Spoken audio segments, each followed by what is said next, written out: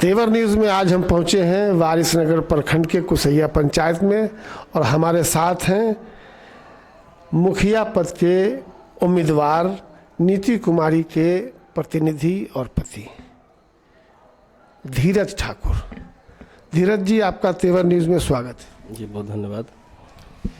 धीरज जी, ये बताइए कि आप तो पिछले कई वर्षों से समाज सेवा में जुड़े हुए हैं, अब आके चुनाव लड़ने का फैसला क्यों लिया?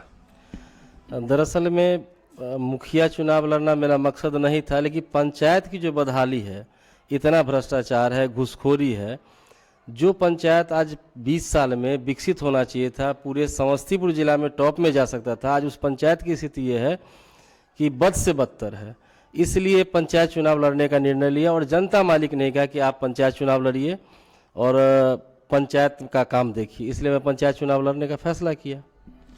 ये बताइए कि अभी जब जनसंपर्क में आप निकल रहे होंगे, लोगों से मिलते होंगे, तो आम तौर पर जनता जो है क्या समस्या आपको बताती है? जहाँ जाइए आप, जनता का एक ही समस्या है, नली गली, सड़क नहीं है।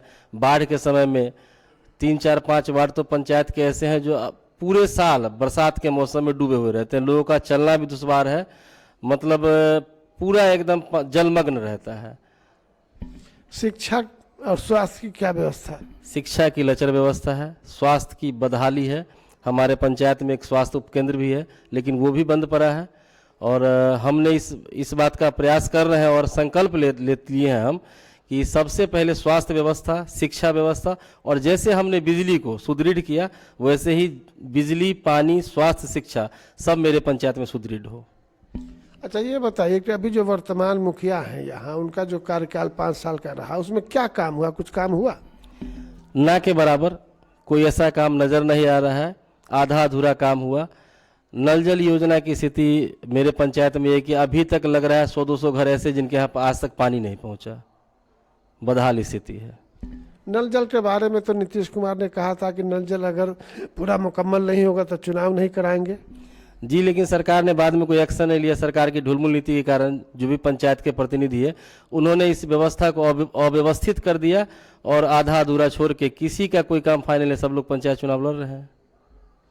अच्छा, आवास योजना और शौचालय योजना या अन्य योजना जो है, इसमें घूसखोरी है आपके पंचायत में? जी बिल्कुल है, पूर्व से भी था, वर्तमान में भी है, और इसी घूसखोरी और भ्रष्टाचारी के खिलाफ हम मैदान में हैं।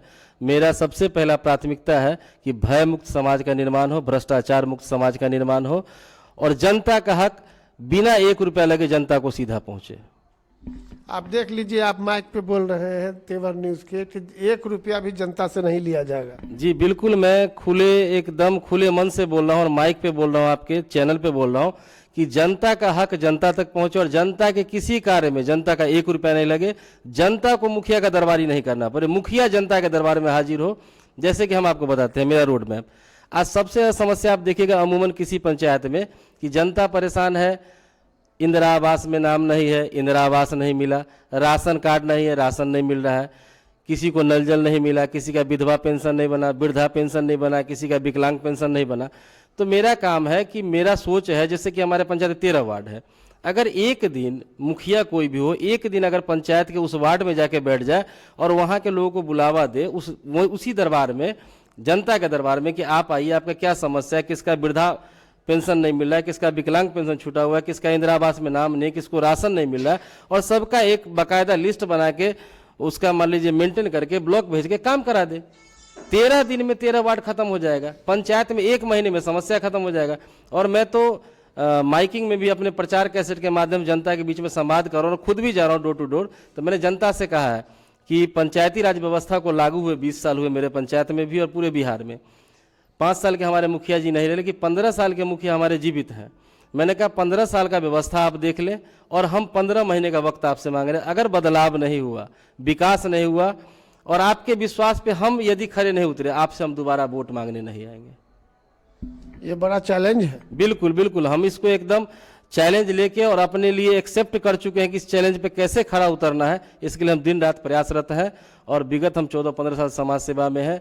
लोगों का यहाँ से लेके पटना दिल्ली जितना होता है, स्वास्थ्य व्यवस्था में हो, एम्स हो, IGM, सब जगह पैरवी हम करते ही रहते हैं और हम इस चीज़ को कर लेंगे, बखूबी करेंगे, ये हमें उम्मीद है।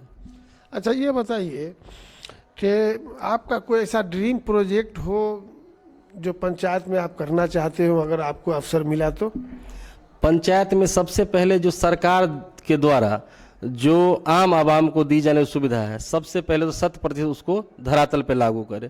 दूसरा, शिक्षा, स्वास्थ्य, बिजली, पानी, ये मेरे पंचायत में सुदृढ़ हो। गली नली और पंचायत के हर एक मोहल्ले को पंचायत के मुख्य सड़क से जोड़ना मेरा पहला काम है, जो मैं इसको चाह रहा हूँ कि 6 महीने के अंदर इस काम को हम निपटारा कर लेंगे।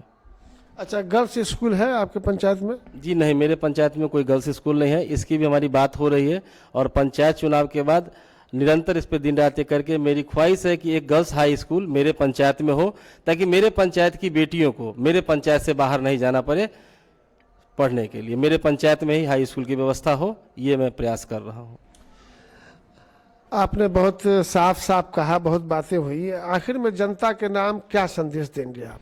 जनता के नाम से मेरा यही संदेश है कि एक बार 3 नंबर पे मेरा कलम दवा छाप है, जो EVM की क्रमांक संख्या 3 पे है, एक बार आप लोग विश्वास करके बदलाव की ओर और विकसित पंचायत हो, इसलिए 3 नंबर पे EVM क्रमांक संख्या 3 नंबर पे कलम दबाते, इसको वोट दें, हमें सपोर्ट करें और मौका दे आपका सेवा हम कर सके। अभी हमारे साथ थे धीरज ठाकुर, नीतू कुमारी के प्रतिनिधि और पति। नीतू जी मुखिया पद की उम्मीदवार हैं। अब बहुत विस्तार से धीरज जी ने बताया कि इन्होंने अपने इसमें एक तैयारी कर ली है कि अगर इनको अवसर मिला तो ये कैसे विकास कहाँ से शुरू करेंगे और कहाँ तक पहुँचाएंगे और एक आदर्श पंचायत, इसको कुसैया पंचायत को बनाएंगे। धीरज जी, तेवर जी न्यूज़ से बात करने के लिए आपका बहुत बहुत धन्यवाद। बहुत बहुत धन्यवाद।